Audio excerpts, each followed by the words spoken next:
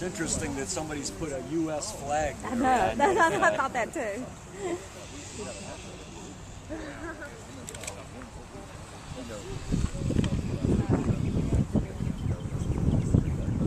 Let me tell you about this particular grave. First of all, we're now in the African American cemetery here in Greenville, and this is the grave of Holt Collier, whose gravestone remembers one of his interesting features. He was born a slave. You can see he was born in 1846, and yet he fought on the south side. He was in the Confederate Army and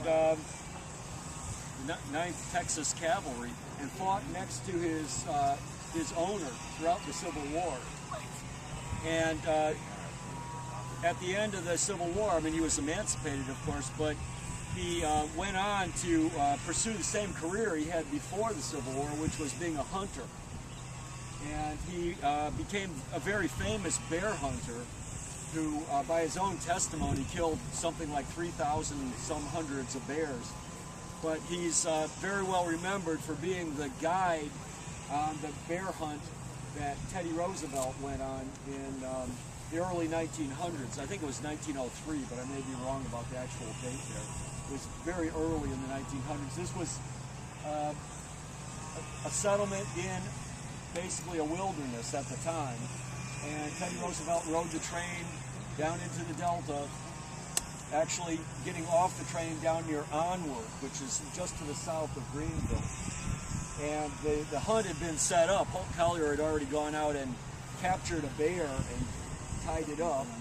And the idea was the president had to shoot the first bear of the hunt. I mean, they had to, that's why they wanted to have a bear ready just in case they couldn't, or somebody else found one first, right? They wanted the president to have the first kill. And he refused to do it.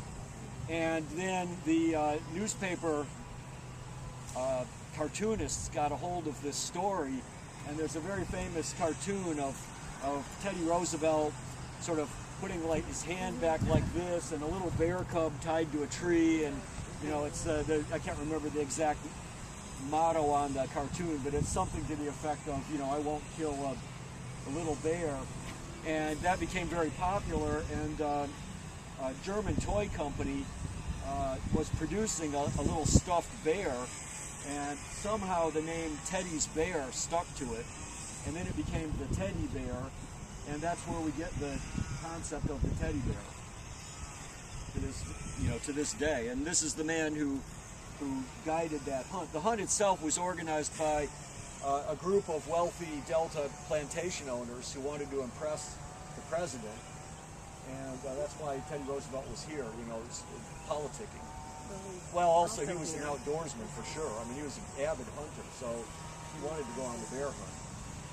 Dr. Brad, is that a Confederacy headstone that's put by the Daughters of Confederacy or something? I believe it is. Is that symbol always? Because that looks like CSA, Confederate States of America. The symbol at the top of it. Yeah, the CSA is Confederate States of America. The symbol, I'm not really sure, but I believe I have read that it's the Daughters of the Confederacy. And so then they all look like that if they're Confederate soldiers buried somewhere. I think that's the story, yeah. I may be wrong about that, but